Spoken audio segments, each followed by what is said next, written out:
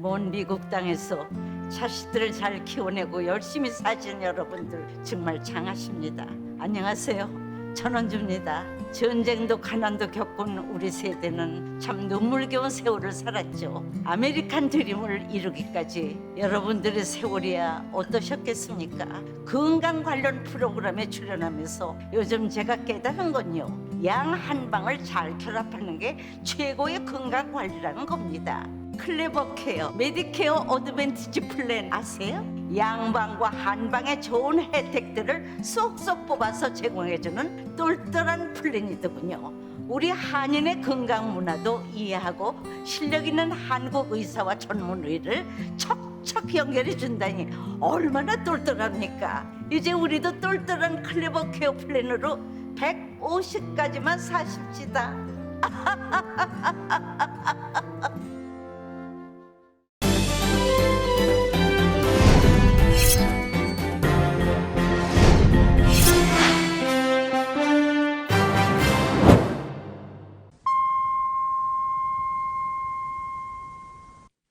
여러분의 건강하고 행복한 연말, 라디오 서울이 함께합니다.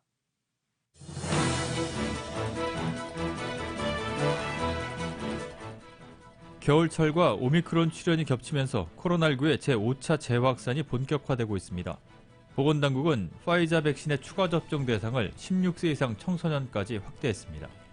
유럽의학청은 코로나19 부스터샷 접종 시기는 3개월이 적합하다고 권고했습니다. 세계보건기구는 현재까지 오미크론 감염 사례는 대부분 경증으로 보인다고 밝혔습니다. 가든그로브에서 열린 여자 청소년 농구대회에서 한인 선수를 폭행한 10대 소녀의 엄마가 폭력 조장 혐의로 검찰에 기소됐습니다. 유죄가 확정될 경우 최고 1년의 실형이 선고될 수 있습니다. LA 통합교육부 새 교육감으로 알버토 카발로 현 마이애미 데이드 카운티 공립학교 교육감이 선출됐습니다. 민주주의의 가치를 회복하자며 전 세계 110개 나라를 화상으로 초청한 민주주의 정상회의가 개막했습니다. 사실상 중국과 러시아를 겨냥한 새 과시라는 분석이 많습니다. 문재인 대통령은 민주주의 정상회의 본회의에서 민주주의가 가짜뉴스 등으로 도전에 직면했다며 자정 능력을 강조했습니다. 더불어민주당 이재명 대선 후보가 위성정당을 불가능하게 만들어야 한다며 정당 개혁을 주문했습니다. 국민의힘 윤석열 후보는 국민통합 행보에 힘을 실었습니다. 대장동 사업에서 민간 사업자들로부터 뒷돈을 받은 혐의를 받고 있는 유한기 전 성남도시개발공사 개발사업본부장이 자택 근처에서 숨진 채 발견됐습니다. 신규 실업수당 청구 건수가 18만 4천 건으로 집계되며 52년 만에 최저치를 기록을 또 경신했습니다. 최근 실업 지표는 팬데믹 이전보다도 낮은 수준입니다. 바이든 대통령이 내일 나올 소비자 물가지수에는 최근 일부 제품의 가격 하락세가 반영되지 않았다고 밝혔습니다. 현실 반영은 물론이고 앞으로 몇 개월 뒤에 예상되는 가격 하락세도 반영하지 못하고 있다고 설명했습니다. 오늘 뉴욕 증시는 소비자 물가지수 발표를 앞둔 경계심에 하락했습니다. LA 지역 오늘 밤과 내일 곳에 따라 흐린 날씨 이어지겠습니다. 오늘 밤 최저기온 45도가량, 내일 낮 최고 62도가량으로 예상됩니다. 주요 뉴스는 아시아나항공 위주 취항 30주년, 지난 30년 함께해 주신 성원에 감사드리며 앞으로도 정성을 다하는 서비스, 쾌적한 최신 항공기로 안전하고 편안하게 모실 것을 약속드립니다. 아시아나 제공입니다. 여러분 안녕하십니까? 김미회입니다. 안녕하십니까? 임승찬입니다. 12월 9일 목요일 라디오 서울 이브닝 뉴스 1부 시작하겠습니다.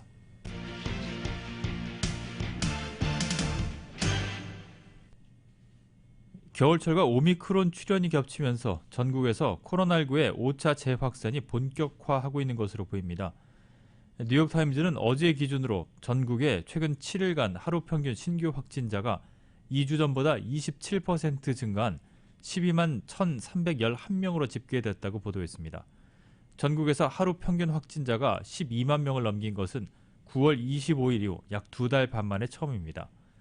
7일간의 하루 평균 입원 환자도 2주 전보다 20%가 늘며 6만 명 선을 넘었고 하루 평균 사망자도 12% 상승하면서 1,275명으로 올라섰습니다. 이번 확산은 날씨가 추운 북부의 미시간주 등 오데오 주변과 뉴햄프셔주 등 북동부주가 주도를 하고 있습니다. 연방보건당국이 파이자 앤 바이오엔테크의 코로나19 백신 추가 접종 대상 연령을 2살 낮췄습니다. 기존 2차례 접종만으로는 오미크론 변이를 막기에 부족하다는 초기 연구 결과가 나온 지 하루 만입니다. KBS 특파원의 보도입니다. 미 식품의약국 FDA가 화이자 바이오엔테크의 코로나19 백신 추가 접종 대상을 기존 18세 이상 성인에서 16세 이상 청소년으로 확대했습니다. 화이자 백신 접종을 마친 후 6달이 지난 16세와 17세 청소년들에게 추가 접종이 가능하도록 하는 긴급 사용을 승인한 겁니다. 대상 청소년은 300만 명가량인 것으로 추산됩니다. 이 같은 조치는 화이자 백신을 2차례만 맞았을 경우 오미크론 변이에 대한 보호 효과가 낮을 수 있다는 초기 연구 결과가 나온 지 하루 만에 내려졌습니다. 3차 접종까지 이루어질 경우 항체가 늘어 오미크론 변이를 어느 정도 무력화시킬 수 있다는 게 화이자 측 설명인데 미 보건당국도 수긍하는 분위기입니다.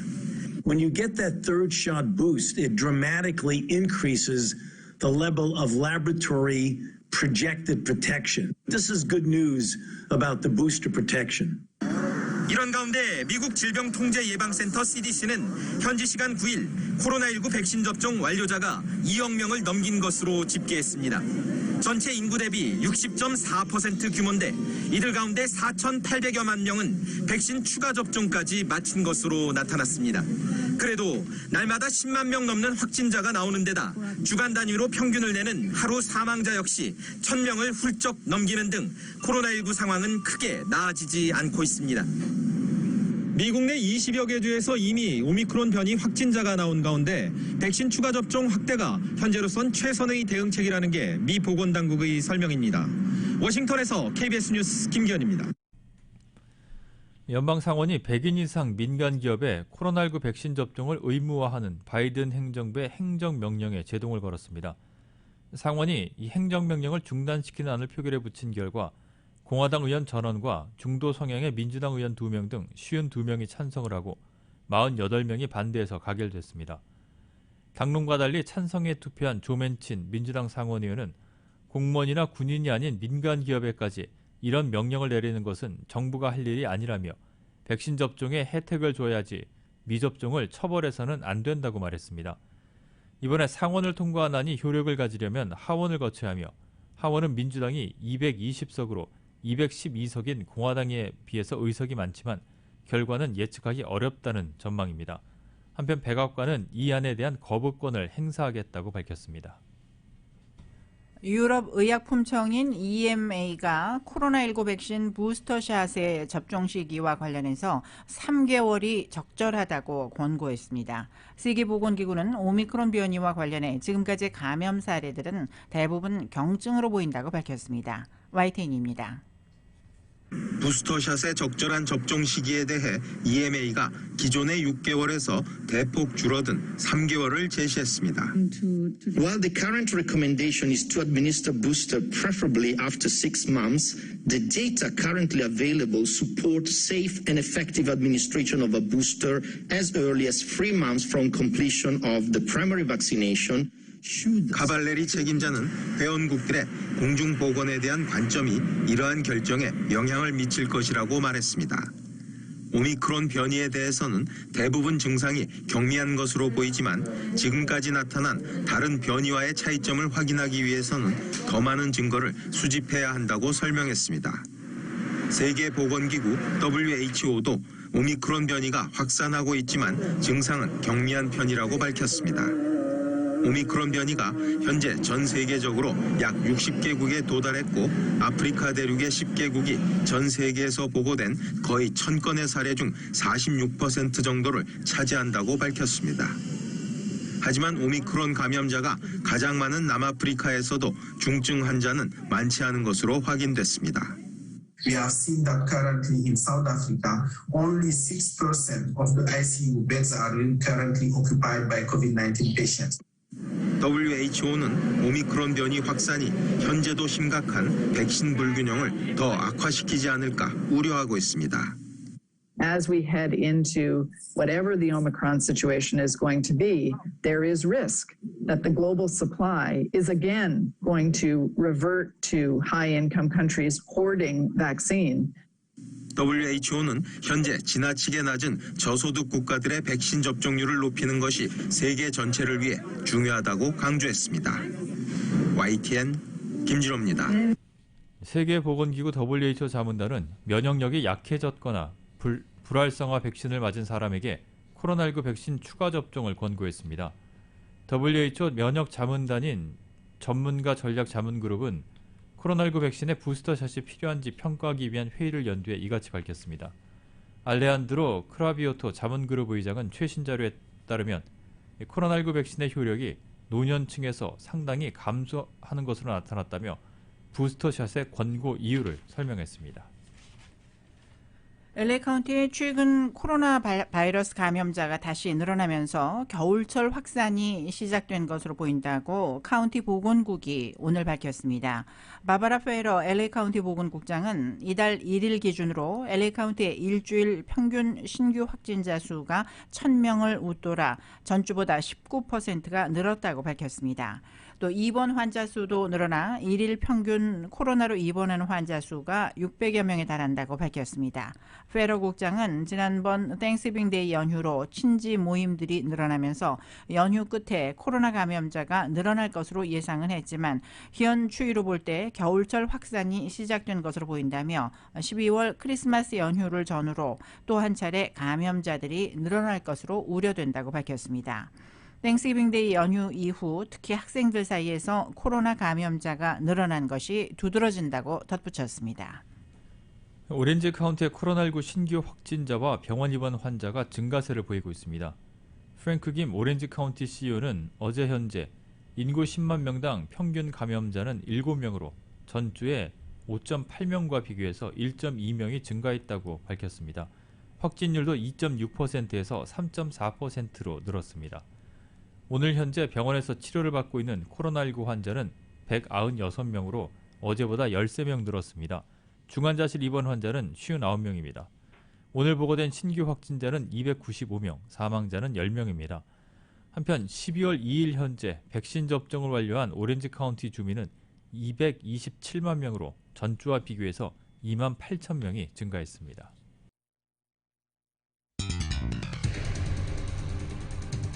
라디오 서울 이브닝 뉴스 1부 함께하고 계십니다. LA와 가든그로브 두 곳에서 모시는 금강안경 검안과 1250만 불 교통사고 최고보상 교통사고 전문 천재 변호사 리차드 호프만, 빛으로 태어나는 당신은 카후나 미인 100% 근적외선 마스크는 카후나뿐입니다. 정직한 빛 카후나 LED 마스크, 온오프 PRGR, 야마하 14, MU 스포츠, 전 미국 독점 총판, 올림픽 골프, 구매부터 재이용자까지 아파트 론도 역시 뱅크 오브 호흡이 하면 다릅니다. 희망을 설계하는 전문가들의 은행 뱅크 오브 호흡 공동 제공입니다.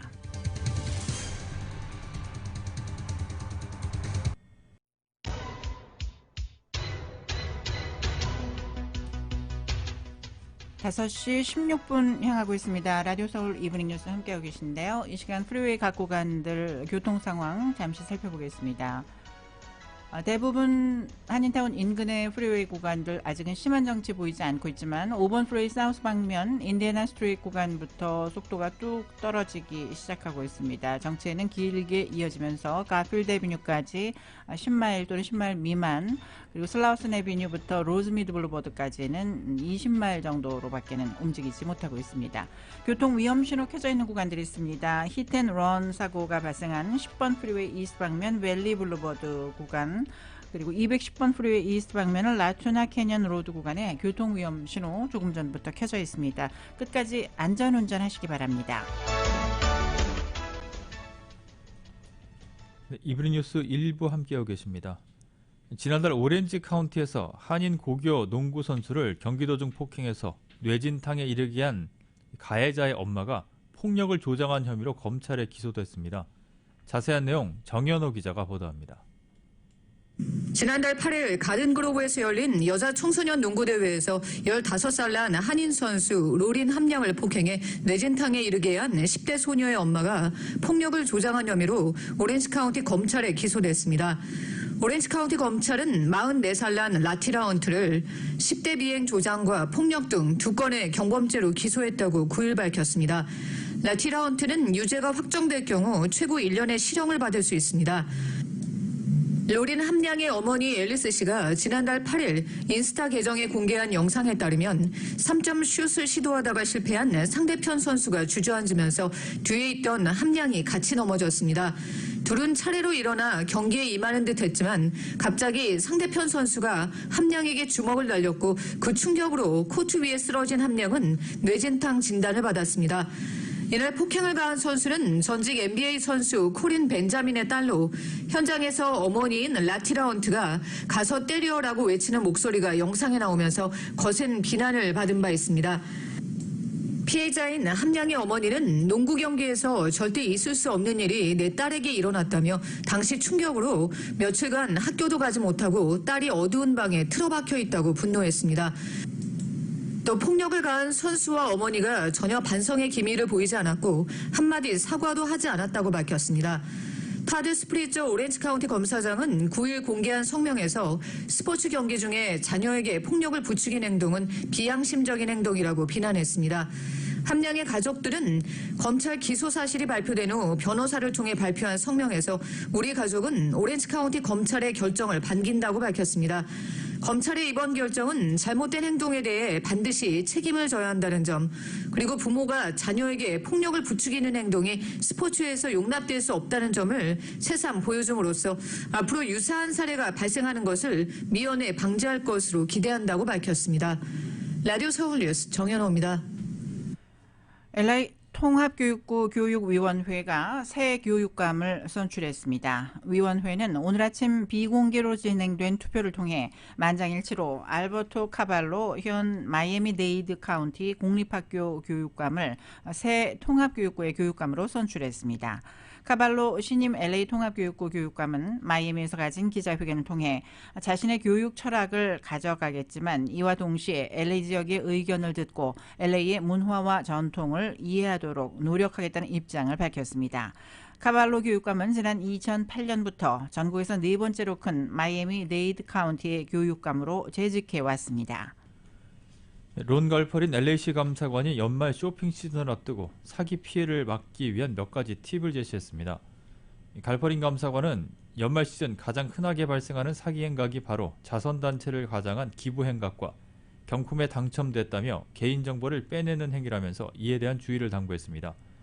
또 컴퓨터나 스마트폰, 태블릿 PC 등 온라인 쇼핑에 사용되는 전자기기들의 보안 상태를 확인하는 것도 중요하다고 지적했습니다.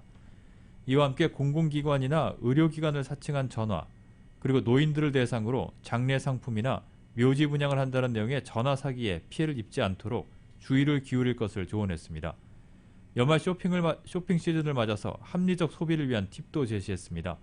쇼핑 품목을 미리 정해서 불필요한 제품 구매를 사전에 막고 예산에 맞춰 쇼핑을 할 것을 권고했습니다.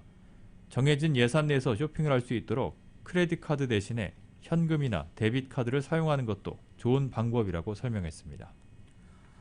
총 20개에 달하는 뇌물수수와 사기 등의 혐의로 연방 대배심에 기소된 마크 리들리 토마스 LA시 10지구 시의원과 메릴린 루이스 플린 전 USC 사회복지대학 학장에 대한 재판이 내년에 시작됩니다.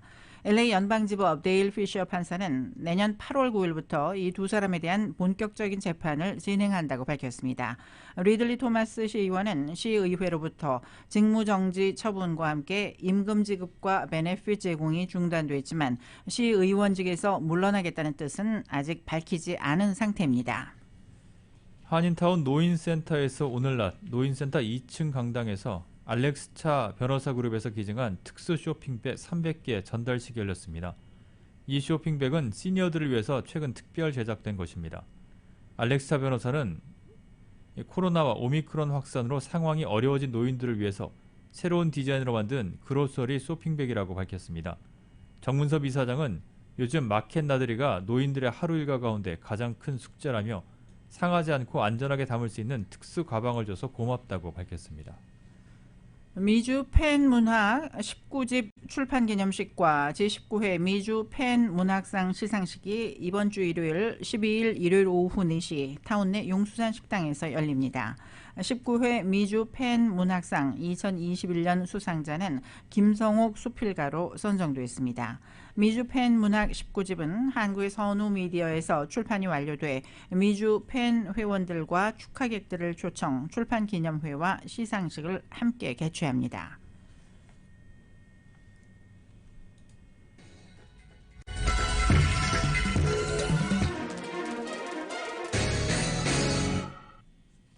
미국이 민주주의 가치를 회복하자면서 전 세계 110개 나라를 화상으로 초청한 민주주의 정상회의가 개막했습니다. 사실상 중국과 러시아를 겨냥한 새 과시라는 분석이 많은데 중국과 러시아는 강하게 반발을 하고 있습니다. KBS가 보도합니다. 미국이 세계 110개국 정부와 민간 분야 관계자를 초청해온 민주주의 정상회의. 바이든 미국 대통령은 개막연설에서 세계적 민주주의 회복에 미국이 주도적 역할을 하겠다며 동맹, 우방과의 협력을 강조했습니다. 전 세계 민주주의 증진을 위해 4억 달러, 우리 돈 5천억 원 가까이 투자하겠다고도 했습니다. By outside pressure from autocrats, they seek to advance their own power, export and expand their influence around the world, and justify the repressive policies and practices as a more efficient way to address today's challenges. 누구라고 언급은 안 했지만 회의에서 배제한 중국과 러시아를 염두에 두었다는 해석입니다. 의제도 권위주의 타파, 부패 척결, 인권 수호 등 두 나라를 겨냥한 듯한 주제로 채워졌습니다. 베이징 올림픽을 보이콧하고 미러 정상회담에서 우크라이나를 둘러싼 러시아 움직임에 경고를 보낸 데 이어 견제 수위를 또 한 번 높인 겁니다. 중국과 러시아는 반발했습니다.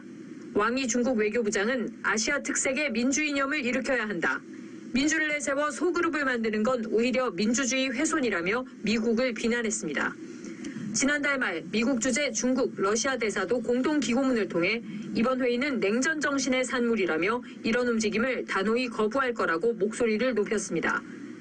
초청된 나라 간에도 민주화 수준이 들쑥날쑥하다는 지적이 미국 내에서도 제기됐지만 미국은 내년에도 회의를 열겠다고 공언했습니다. 미국과 중국, 러시아 간 대립이 깊어지는 만큼 한국을 비롯한 다른 나라들의 고민도 늘 수밖에 없습니다. 워싱턴에서 KBS 뉴스 이정민입니다. 러시아의 우크라이나 침공 우려 속에 조 바이든 대통령이 오늘 우크라이나 대통령과 통화했습니다. AFP 통신에 따르면 바이든 대통령은 오늘 볼로디미르 젤렌스키 우크라이나 대통령과 통화해서 러시아의 침공 시 미국의 우크라이나 지원은 물론 러시아를 향한 강력한 경제 제재가 있을 것임을 재확인한 것으로 보입니다. 젤렌스키 대통령은 이 통화가 90분간 이루어졌다며 미국의 강력한 지지에 고맙다는 트윗을 올렸습니다. 또 바이든 대통령과 함께 우크라이나 동부 돈바스 지역의 분쟁 해결 방식과 우크라이나의 내부 개혁 문제를 논의했다고 전했습니다. 오늘 통화는 우크라이나 접경 지역에 10만 명에 달하는 군대를 집결시킨 러시아가 내년 초 우크라이나를 침공할 수 있다는 우려가 확산되는 와중에 이루어졌습니다. 조 바이든 대통령은 또 유럽 중부 북대서양 조약기구 회원국 정상들과의 전화통화에서 이 지역 군사력 증강을 약속했다고 리투아니아가 밝혔습니다. 아스타 스카이스지리트 리투아니아 대통령 보좌관은 오늘 기자들과 만나서 바이든 대통령이 중유럽 나토 회원국들의 추가적인 군사력을 약속하고 이 지역에 관한 결정에 해당 국가들을 참여시키겠다고 말했다고 밝혔습니다. 바이든 대통령은 이 지역과 관련해 동맹국들 모르게 러시아와 합의하는 일은 없을 것이라는 점을 재확인했다고 스카이스지리트 보좌관은 전했습니다. 앞서 바이든 대통령은 유럽 동부전선의 긴장 완화 가능성과 나토의 동진에 대한 러시아의 우려에 관해 논의하기 위해서 러시아 주요 나토국 회원들과 고위급 회담을 하겠다고 약속한 바 있습니다. 1976년 조지아주에서 실종된 대학생이 45년 만에 개울 속에서 자동차와 함께 유골로 발견되었습니다. 오늘 애틀란타 저널 컨스티튜션에 따르면 조지아주 트루프 카운티 경찰은 어제 이 지역 개울 속에서 발견된 자동차와 유골이 카일 클린스케일스의 것으로 판명됐다고 발표했습니다. 당시 22살로 엘라바마주 오번 대학교 학생이었던 클린스케일스는 1976년 밤 조지아주 라그란지 식당에서 근무를 마친 후 자동차로 귀가하다가 실종되었습니다. 트룹 카운티 경찰 대변인은 어제 조지아주 라그란지의 한 개울물 속에 자동차가 잠겨 있다는 신고를 받고 출동했으며 인양한 자동차 속을 수색한 결과 클린 스케일스의 신분증과 지갑 등이 발견됐다고 밝혔습니다. 45년간 실종됐던 클린 스케일스의 유골이 발견됐지만 사망 원인은 아직 밝혀지지 않았습니다. 조 바이든 대통령의 부인인 질 바이든 여사가 캠프 데이비드에서 CBS와 가진 인터뷰를 통해 입성 첫 해를 보내면서 영부인이라는 자리가 생각했던 것보다 더 힘들다는 속내를 털어놨습니다. 그는 영부인으로서 적응하는 과정이 생각했던 것보다 조금 더 힘든 것 같다며 그것은 내 직업이 아니라 내가 살아가는 라이프 스타일이라고 나름의 규정을 내렸습니다. 최근 일각에서 떠도는 바이든 대통령의 정신건강 이상설에 대해서는 터무니없다고 생각한다고 일축했습니다. 극단으로 갈라진 민심을 통합하는 것과 관련해선 나는 공화당 지역이든 민주당 지역이든 가리지 않는다면서 바이든 대통령을 조라고 부르면서 여러분이 알다시피 조는 모든 미국인의 대통령이라고 생각한다고 강조했습니다. 전체 인터뷰는 12일에 방송됩니다. 세계 최대 커피 체인 스타벅스의 미국 매장에서 50년 만에 처음으로 노동조합이 탄생했습니다.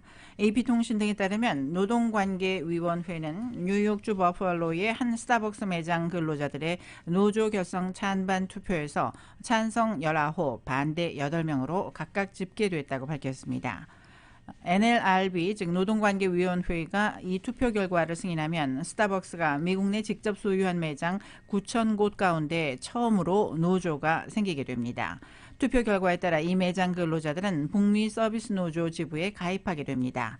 함께 노조 설립을 추진한 버팔로의 다른 매장 2곳 중 한 곳에서는 찬성 8명, 반대 12명으로 노조 결성이 좌절됐습니다. 나머지 한 곳에서의 개표 작업은 진행 중입니다. 오늘 결과는 50년 동안 사실상 무노조 경영을 해온 스타벅스의 노사관계 모델을 송두리째 뒤흔들 전망입니다.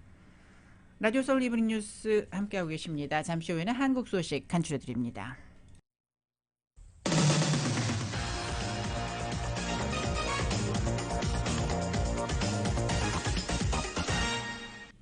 이브닝 뉴스 1부 함께하고 계십니다. 더불어민주당의 이재명 대선 후보는 국민 의지가 제대로 반영되도록 위성정당을 불가능하게 만들어야 한다면서 정당 개혁을 주문했습니다. 은퇴를 선언했던 유시민 전 노무현재단 이사장은 이 후보의 구원 투수를 자처하면서 정치 비평 활동을 재개했습니다. YTN이 보도합니다. 민주당 정당혁신 추진위원회 출범식에서 이재명 후보는 비례대표 위성정당을 강하게 비판했습니다. 기상천외한 편법으로 대의 민주주의를 후퇴시켰다며 제도 개혁을 주문했습니다. 국민들의 주권 의지가 제대로 정치에 반영될 수 있도록 위성정당을 불가능하게 만드는 조치들도 필요하지 않겠냐는 생각을 합니다.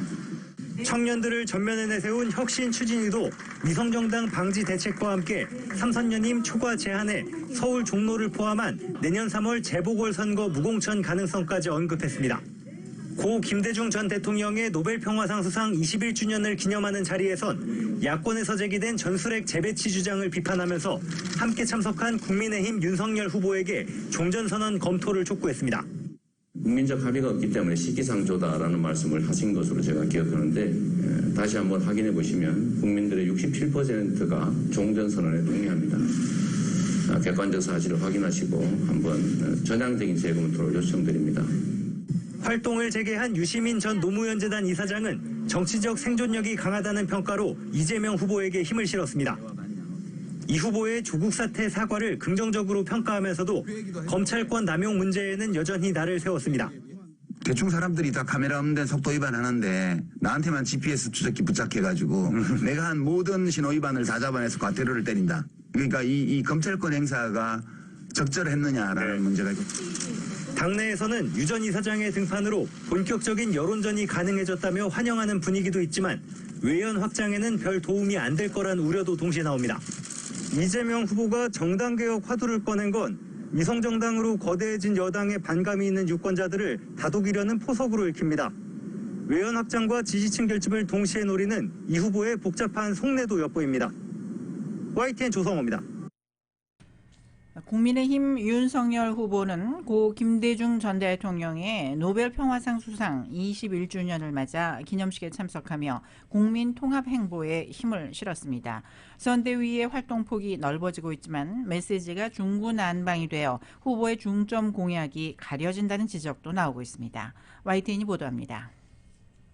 윤석열 후보는 짧은 인사말에서 김대중 전 대통령에 대해 존경이란 표현을 3차례나 썼습니다. 민주주의와 인권, 평화를 위해 평생을 헌신한 분이라면서 대권 도전 선언에 앞서 지난 6월 김대중 도서관을 찾은 점, 자서전을 꼼꼼히 읽은 사실도 언급했습니다. 이어 김 전 대통령이 집권 후 어떠한 정치 보복도 하지 않아 국민 통합을 이룬 점을 지켜 세우며 통합을 거듭 강조했습니다.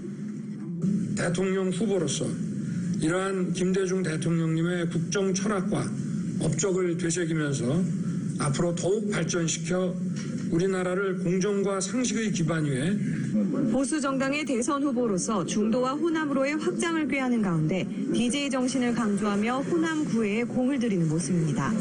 곧이어 한국경영자 총협회 간담회에서는 수출 기업에 대한 규제를 풀겠다고 밝혔습니다.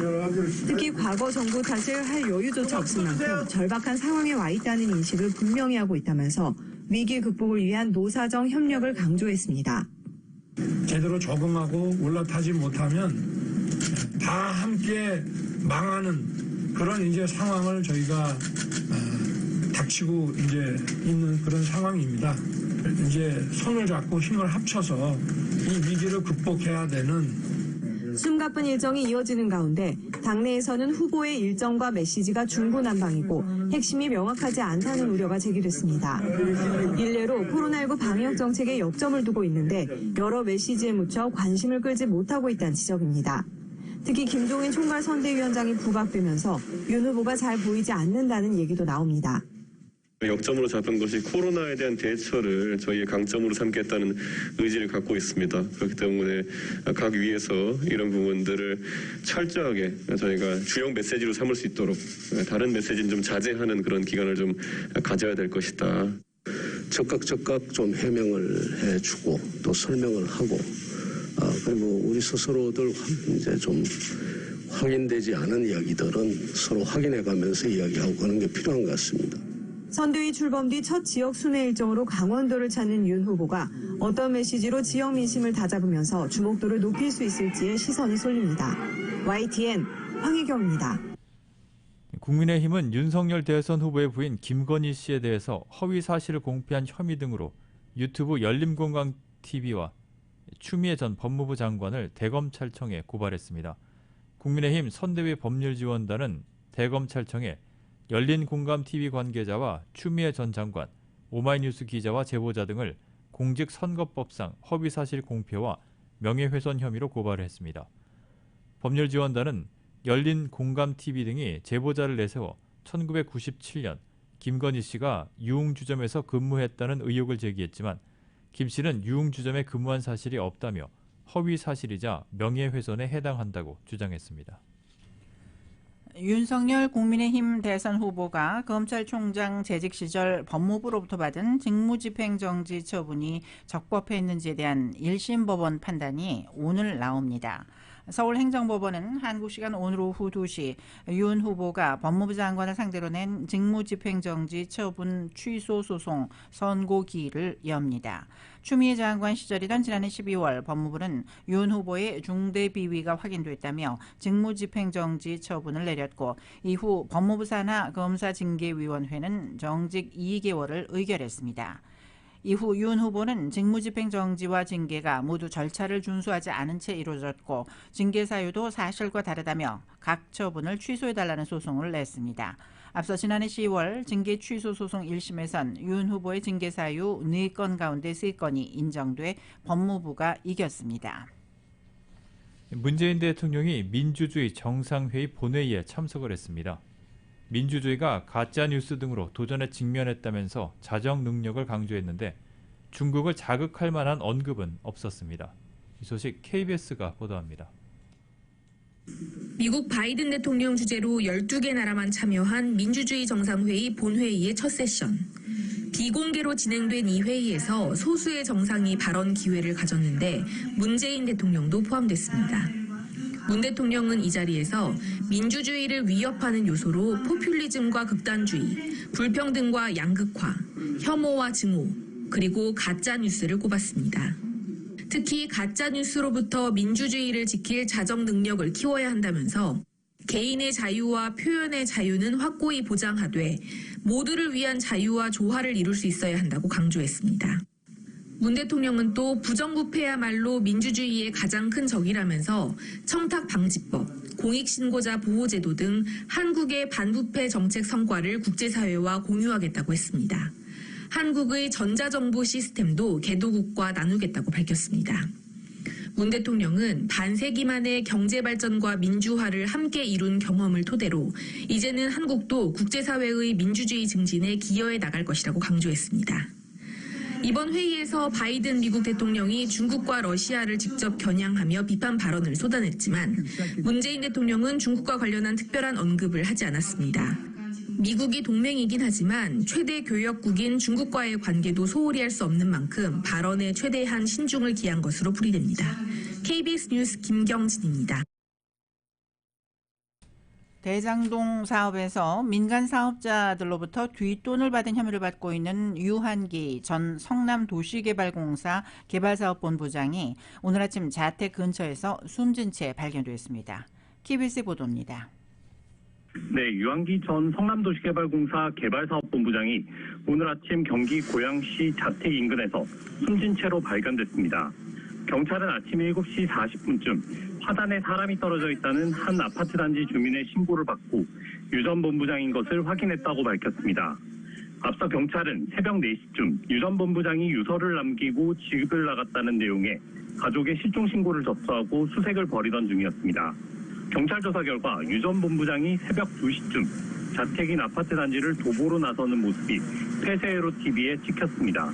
하지만 휴대전화를 들고 가지 않아 위치 추적에 어려움을 겪었습니다. 앞서 대장동 개발 관련 의혹을 수사하고 있는 서울중앙지검 전담수사팀은 어제 유 전 본부장에 대해 사전 구속영장을 청구했습니다.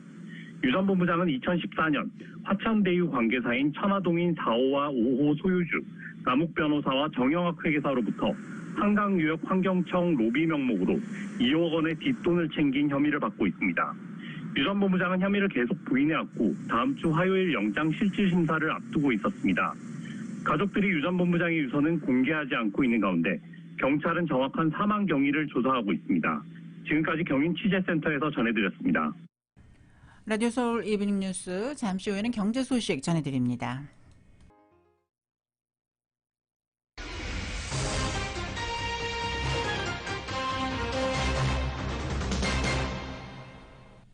이브닝 뉴스 일부 함께하고 계십니다. 오늘 뉴욕 증시는 주간 실업 지표가 긍정적으로 나온 가운데 소비자 물가지수 지표 발표를 앞둔 경계심에 하락했습니다.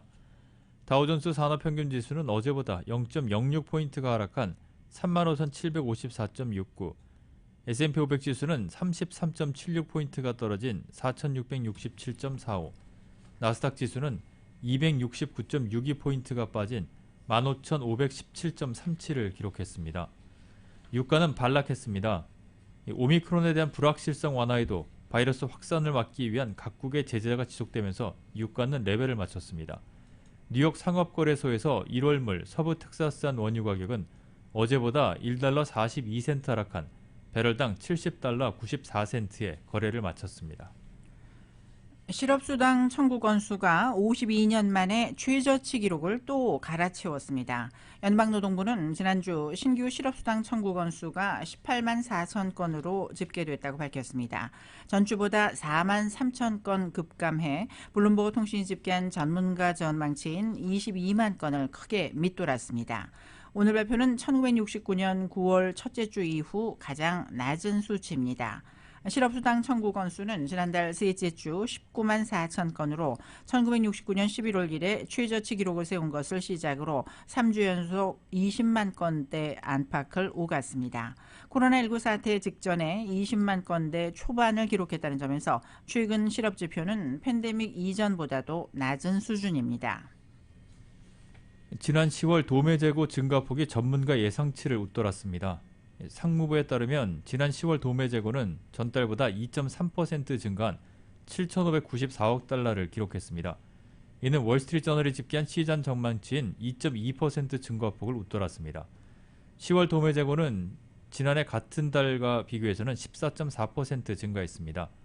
10월 도매 판매는 6,205억 달러로 전달보다는 2.2%, 지난해 10월보다는 22.2%가 늘었습니다. 조 바이든 대통령이 내일 나올 소비자 물가지수 CPI에는 최근 일부 제품의 가격 하락세가 반영되지 않았다고 밝혔습니다. 바이든 대통령은 오늘 백악관 성명에서 내일 우리는 전문가들이 다시 높아질 것으로 예상하는 소비자 물가 보고서를 받게 된다며 다행히도 내일 나올 보고서를 위해 자료가 수집된 이후 수주간 에너지 가격이 하락했다고 말했습니다. 바이든 대통령은 가솔린 가격은 이미 전국적으로 하락하기 시작했고 20개 주 주유소 가솔린 가격은 20년 평균치보다 이제 더 낮아졌다라고 강조했습니다.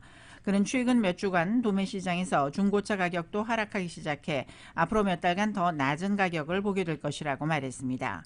바이든 대통령은 내일 나올 11월 에너지 가격에 대한 정보는 지금의 현실을 반영하지 못하고 있다라며 이는 자동차 부문처럼 앞으로 수주 혹은 수개월 뒤에 예상되는 가격 하락세도 반영하지 못하고 있다고 설명했습니다. 하원이 중국의 인권 탄압을 문제 삼아서 신장 지역 제품에 대한 금수 법안을 통과시켰습니다. 이에 대해 중국은 강하게 반발하고 있습니다. YTN입니다. 미 하원이 중국 신장 지역에서 만든 제품의 수입을 금지하는 법안을 찬성 428표, 반대 1표로 가결했습니다. 신장 제품 금수 법안을 발의한 짐 맥거번 의원은 옷, 식품, 신발 등 미 전역에서 사용하는 신장 제품이 강제 노동으로 만들어진다고 비판의 목소리를 높였습니다. 미 하원은 중국이 신장 지역에서 위구르족을 상대로 민족 학살과 범죄를 자행한다고 규탄하며 유엔 조사를 촉구하는 결의안도 통과시켰습니다. The House continues our leadership with a package of strong legislation that sends a clear message that Beijing's crimes against the Uyghur people constitute genocide and must end now. 중국의 인권 탄압을 문제 삼아 내년 베이징 동계올림픽과 패럴림픽에 정부 대표를 파견하지 않기로 한 미 행정부에 이어 의회도 강경 대응에 나선 겁니다. 인권을 명분으로 한 베이징 올림픽 외교 보이콧에는 뉴질랜드에 이어 영국, 호주 등 미 동맹국들이 잇따라 동참했습니다. 설상가상으로 지난달 초 중국 장가오리 부총리 미투를 폭로한 후 신변 이상 의혹이 끊이지 않고 있는 중국 테니스 스타 펑샤이 사태는 중국의 부담을 가중시키고 있습니다. 베이징 올림픽 방역의 적신호 오미크론으로도 골머리를 앓고 있는 중국 정부는 스포츠의 정치화에 반대한다는 입장을 되풀이 강조하고 있습니다. 我们已经阐明了相关的立场，我们一贯坚决反对将体育运动政治化的行为。 시진핑 국가주석은 직접 나서 중국 인권은 뚜렷한 성과를 거뒀다고 주장했고 외교 보이콧에 동참한 영국, 호주, 캐나다 주재 중국 대사관도 중국 역사상 인권 상태가 가장 좋다고 반박했습니다. 하지만 외교 보이콧 국가가 갈수록 늘면서 펑샤이 의혹에 대한 출전 선수들의 목소리가 올림픽 기간 중 분출될 가능성에 베이징 올림픽을 성공적으로 치러 중국몽을 세계에 알리려는 중국 당국의 고민은 깊어지고 있습니다. YTN 종수입니다. 아메리칸 항공이 보잉 787 드림라이너의 인도 지연 탓에 내년 여름 국제선 운항 편수를 줄인다고 월스트리트저널이 회사 내부 메모 등을 인용해서 보도했습니다. 바수 라자 아메리칸 항공 최고 매출 책임자는 사내 메모에서 이 광폭동체 항공기가 없다면 우리는 내년 여름에 당초 기획했던 것만큼 많은 국제선을 띄울 수 없다며 코로나19 사태 이전인 2019년 여름 수준에 못 미칠 것이라고 밝혔습니다. 그는 보잉은 올해 겨울까지 우리에게 넘겨줄 예정이던 최대 10석대를 포함해서 우리가 주문한 787기를 인도하지 못하고 있다고 말했습니다. 보잉의 주력 기종인 787 드림라이너는 지난해부터 노즈를 포함한 여러 곳에서 제조상 결함이 드러나 지난 5월부터 고객사 인도가 중단된 상태입니다. 테슬라가 주행 중에도 비디오 게임을 할 수 있는 기능을 자사 차량에 추가했다는 지적이 제기되는 가운데 교통당국이 이 문제에 대한 조사에 들어갔습니다. AP는 도로교통안전국이 테슬라 차 주행 중 비디오 게임 기능의 안전 문제를 놓고 조사를 하는 것으로 확인했다고 보도했습니다. 도로교통안전국 대변인은 비디오 게임 기능에 대한 운전자의 안전 우려를 인지하고 있으며 테슬라와 이 문제를 논의 중이라고 밝혔습니다. 이어 현행법은 자동차 안전에 지나친 위험을 초래하는 설계 결함을 가진 차량의 판매를 금지하고 있다고 말했습니다. 앞서 테슬라 고객은 2021년형 모델 3 주행 중 비디오 게임 기능이 활성화되는 문제를 확인하고 지난달 초 도로교통안전국에 소비자 불만을 제기했습니다. 3차원 가상세계를 뜻하는 메타버스 기업으로의 전환을 선언한 메타 플랫폼 옛 페이스북이 오늘 가상현실 세계를 개설했습니다. 메타는 오늘 미국과 캐나다의 18세 이상 성인을 상대로 아바타들이 활동하는 VR 세계인 호라이즌 월드를 오픈했다고 보도했습니다.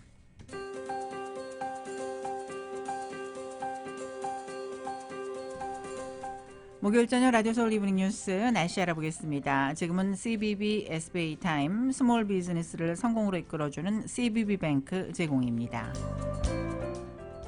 엔텔로펠리 지역에 오늘 밤 9시까지 강풍주의보가 내려져 있습니다. LA 카운티 산악지대를 중심으로는 내일 새벽 3시까지 역시 강풍주의보 발효 중입니다. LA 지역 오늘 밤과 내일 곳에 따라 구름 끼는 날씨가 많겠습니다. 오늘 밤 최저기온은 45도가량, 내일 낮 최고기온 62도로 예상됩니다.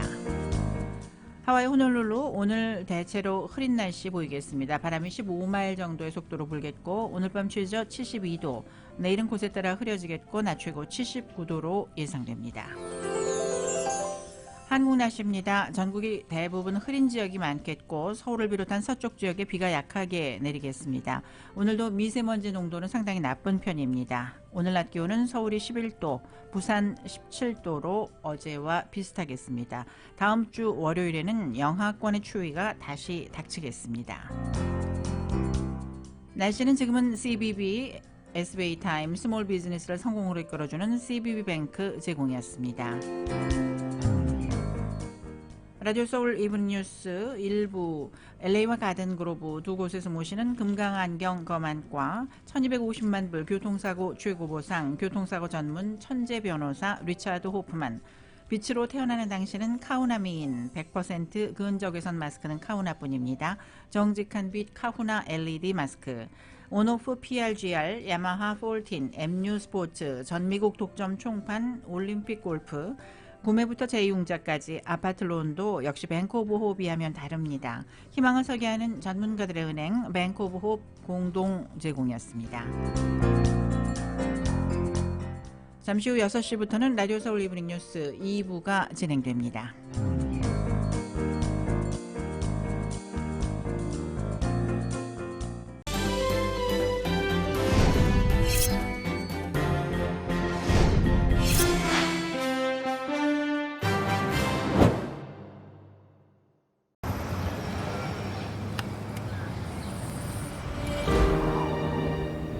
아직 쓰여지지 않은 스토리.